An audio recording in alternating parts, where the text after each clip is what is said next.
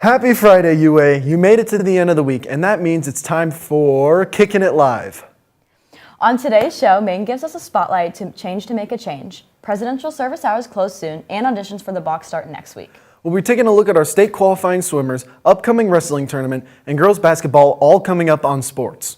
Ben and Finn give a notice to some updates on UA's local food places. Now let the show begin. Cue the intro.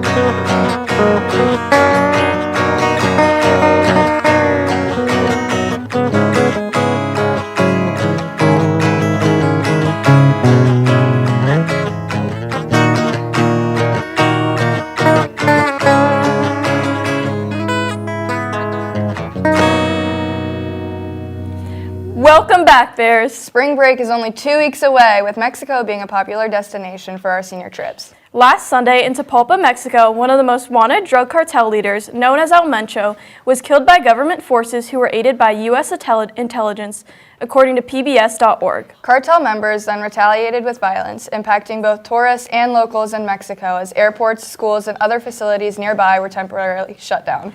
Elle and I spoke to seniors who scheduled spring break trips to Mexico.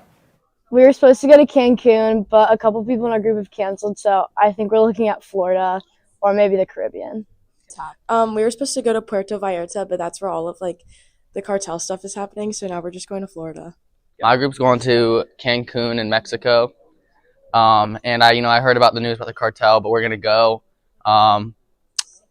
We have faith in the U.S. to protect us, and we're gonna go. Me and my friends are going to Riviera Maya, and then we're still going. None of us have canceled yet. I think it's because we're just like 500 miles away from all the stuff that's happening. Right now with the situation that's going on in Mexico, what I would prefer is, I'm in a business of safety. So if you yourself feel like it's unsafe, then maybe you don't go on any trips, in that region. But it's up to you. Ultimately, you're in control of your decision, but make sure you're doing the best that you can do to remain safe. And if you have any questions, always reach out to your parents or your local professionals, and then we can go from there and handle it case by case. AAA encourages Americans traveling to Mexico to stay up to date on any advisories from the State Department and to travel with trusted companies. They also encourage joining the State Department's Smart Traveler Enrollment Program prior to your trip. During Gold Period next week, members of Student Council will stop by classrooms to collect cash or checks for the annual Change to Make a Change fundraiser. This started during the 2013-2014 school year. Student Council shares more about the local cause being supported by the fundraiser this year. In addition, 9th grade students share another way people can positively contribute to our community. Over the past several years, we have raised over $36,000 to support community nonprofits. This year, we want to raise money to support an agency within our own community, Cancer Support Community of Central Ohio. This agency offers a variety of services to aid families dealing with cancer. Through this program, they help low-income families pay utility bills, rent, mortgages, transportation costs, and more. The need of the group has risen 638% in the last 2 years. We'll be by your classroom during Gold Period, Monday through Friday, March 2nd through 6th, and we'll be collecting change and also cash and checks made payable to Upper Arlington City Schools. And we'd like to challenge each classroom to set a goal for how much they'd like to contribute. We'll be awarding prizes for the top 3 classrooms in 2 different ways. The first is we'll award prizes to the 3 highest totals collected, and the second, the highest amounts collected based on the percentage of students in the class. We're all students from Miss Brown's American History class. We're partnering with Student Council next week to support the Empower program. For our class service learning project, we decided to focus on poverty and homelessness in Central Ohio. The agency shared with us that their families often struggle with having enough money for their medical care, housing, transportation, and even basic household items.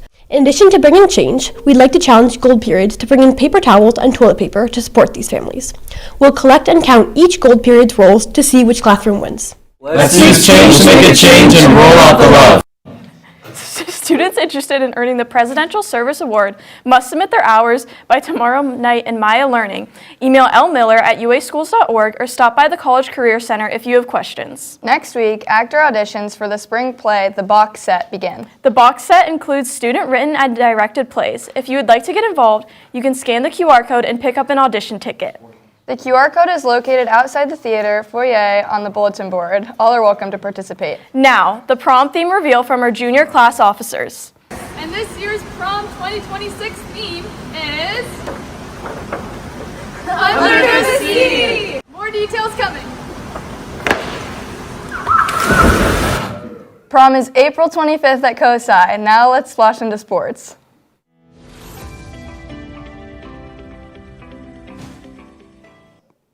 Hey Bears, welcome back to sports. 14 boys and 16 girls will be competing in states this weekend after our boys and girls swim teams both won districts last weekend. Swimmers Griffin O'Neill, Sammy DeJusta, TJ Rucker, and Vince Masters set a new school record in the 400 free relay. They also set both the pool and meet records at districts. Upper Arlington divers senior Maddie Vermillion and junior Mira Wigman competed on Wednesday in the state diving meet at the C.T. Brandon Natatorium in Canton, Ohio. Mira placed third in the state and Maddie placed fourth. The swimmers compete today in prelims and tomorrow for finals in Canton. Swim Bear stopped by the studio Wednesday to talk with Charlotte about the competing in states. I'm going to be swimming the 200 medley relay, 200 freestyle, 500 freestyle, and the 400 freestyle relay. I'm going to be swimming the 100 free, the 200 free, the 200 free relay, and the 400 free relay. And I'll be swimming the 50 free, 100 free, 4 free relay, and 2 free relay. The boys just set a record in the 400 freestyle relay for our school record. It was a very fun environment, looking up and just seeing all of our friends just cheering for us and how we outswam St. Charles and won the meet. Yeah, me and Vince were on that relay, and we dropped about a second from that relay, so it was just really cool and crazy that we beat the St. Charles relay because they have the national record in that, so it was just really cool. I beat the 50 free district record from 16 years ago, and then I also beat the pool record here for that same event. The atmosphere at States is always very loud. It's very fun. It's a great time just being on deck and just like looking up and seeing all your friends and family. I think what he said is just super loud. Like the natatorium there is just really echoey. So just when everybody's yelling, when there's really tight events, it gets really excited and crazy. Also, a lot of people from UA and like a lot of our friends come to support us. So it's a lot of fun. For the girls team, we paint our coaches' nails black and gold every year, so that's a little tradition we have. For the guys, one of our coaches, Coach Luke, shout out, he always gets us these silly socks, and we get to pick what sock we want, and I got the hot dog socks, and I'm really excited. Yeah, going off what Griffin said, we all pick our own silly socks, and we just look down and just laugh at them because they're just so ridiculous looking. I like to listen to Dazed and Confused by Led Zeppelin. I like Roster by Osama Sun. I like Gangnam Style by PSY. Girls basketball fell short to Groveport Madison in overtime last Saturday in the first round of the girls tournament. Sophomore Leighton Backus and sophomore Molly Martin were both named first team All-OCC. Boys basketball hosts Hilliard Davidson on Tuesday at 7 p.m. for the first round of tournament. The boys are ranked 12th in the state going into preseason. The state wrestling tournament draw is on Sunday, March 8th. The Bears will host a state qualifying tournament on Saturday for OHSAA sectionals. Our UA esports team competed at the Central Region tournament on Sunday at Ohio University, beating Dublin Kaufman. Gymnastics has districts this weekend at Worthington Kilbourne. The state meet will be held on Saturday, March 7th and Sunday, March 8th. Spring sports seasons are just around the corner, with girls lacrosse having their first scrimmage of the year tonight, track starting practice on Monday, and spring sports having meet the team on Wednesday. That's all we have for sports this week, and good luck to our competing athletes. Now to interview with Ben and Elizabeth for more information on the annual hackathon at UAHS this spring.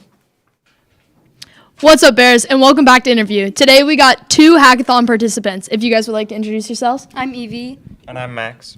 The hackathon is an annual tradition at Upper Arlington. It's a hands-on, authentic learning/coding computer science event. Whether you have no experience or a lot of experience, Dr. Kale invites you to participate. So, Evie, why should somebody with no experience participate in the hackathon? I think that the hackathon is a perfect fun opportunity to get kids interested in computer science and have an introduction to coding for the first time. Spots are filling up fast. Sessions are limited to 50 participants each. And Max, what are the 4 opportunities available to choose from at the hackathon? So there's 4 opportunities. The first one is the Mad Scientist Lab, where you build a little rover and then there's a laser shark on top that you make a game out of. Then there's the Generative AI experience, where you can learn more techniques about identifying AI-generated content and strategies for responsible use. A repeat one from a couple years ago is the website accessibility experience, where you learn to code a website that is meant to be used with a screen reader or other accessible devices like that. And then for students with a little bit of coding experience, they have the Coding Arena, which is a traditional coding contest solving puzzles and covering OOP algorithms and design patterns using Java, JavaScript, or Python. There you have it. You can bring your own laptop to Nationwide, or they will provide you. There aren't a lot of laptops that they will provide, so they highly advise that you bring them. They will also have lunch, and if you have any questions, you can ask Dr. Kale in room 1402 or dkale@uaschools.org. Now let's toss it on to community.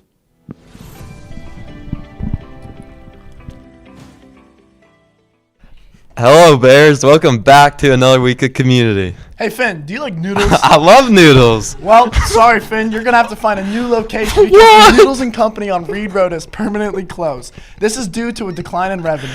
Another restaurant closed right now is Taco Bell on 5th Avenue, but will be just temporarily closed for renovations and will reopen in late March to early April. Sticking with the food subjects, Ellie stopped by Colin's Coffee to learn more about this local favorite. Upper Arlington is home to countless small businesses and various coffee shops, but one in particular gets overlooked. Colin's Coffee, located off of Fishinger Road, has not only tasty coffee and snacks, but also embodies a welcoming and fun environment. I spoke with the owner and the manager, Colin Gowell, about the shop. A friend of mine named Darren Webb opened Brewster's Coffee in 1994 over in the Golden Bear Center here in Upper Arlington. And at that time, I was like a musician. I was touring, and I just worked a lot of side jobs. So I started working at this coffee shop. And then over the years and through time, it went through different owners. I always kind of kept working there part-time. And then it went to the point where nobody wanted to run it anymore, and somehow I became the owner. And the building got demolished, so we moved over and we share space with the Daily Growler, which is right across the street. So we're here every day till noon. People are like, where are you located? I'm like, I used to look at one side of McDonald's, now I look at the other side of McDonald's. So it's really about the customers and the staff. Like, it's a really little community. And yes, we have regulars. You'll come in, you'll see them here all the time, and they're hanging out. So it's fun.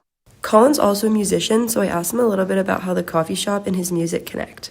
But I still play with the band Watershed, and I play as Colin Gowell solo about once a month, like Woodlands and Natalie's. I still put out new music. I mean, that's what I love to do. I love to play music. I play guitar and sing and write my own songs and stuff. That's it. But it's like something I still love. And if you love something, you want to do it your whole life. And I think that's very good training to be a small business owner, because like you're going to have your ups and downs, but your responsibility is to show up and be like, give it your best. We just have fun. It's just fun. Colin's Coffee has been in business for over 20 years and is a community favorite. This has been Ellie King reporting for the WARL.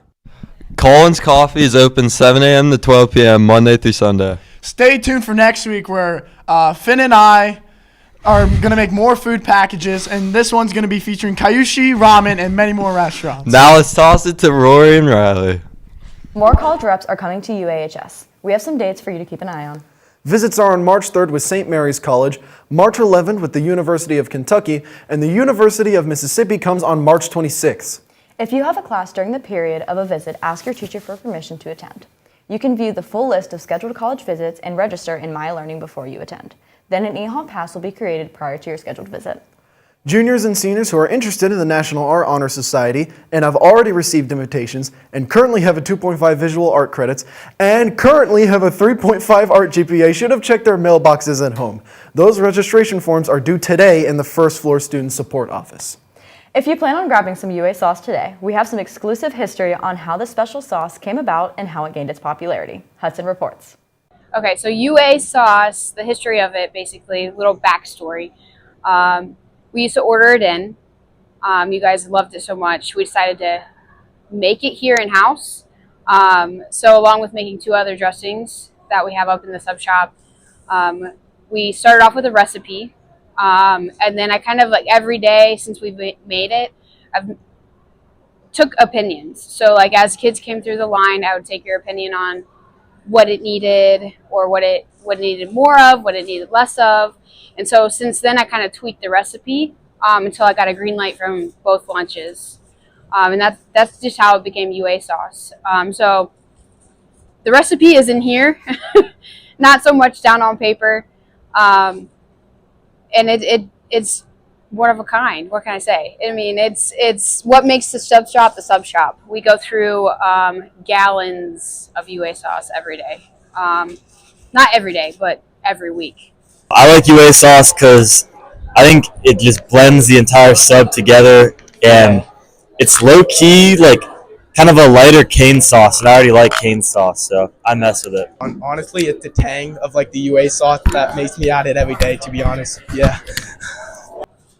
So ingredients for UA sauce: lots of mayonnaise. There's a Hidden Valley Ranch packet, and then buttermilk. So basically, you make ranch, and then you convert it into UA sauce with a can of roasted adobe peppers. I might have to grab me some of that during lunch. Anyways. Hope you enjoyed our show today, Bears. I know I did. And now let's head back over to Maine for our anchors to close the show. Next week, we'll take a look at local job opportunities and update on our winter sports wrapping up their seasons. Bears, remember to bring cash or change for change to make a change next week. And as John O'Leary always says, kindness doesn't have to be loud. It's in the small, everyday moments where we choose to love anyway. That's all we have for this show. See you next week. Wow.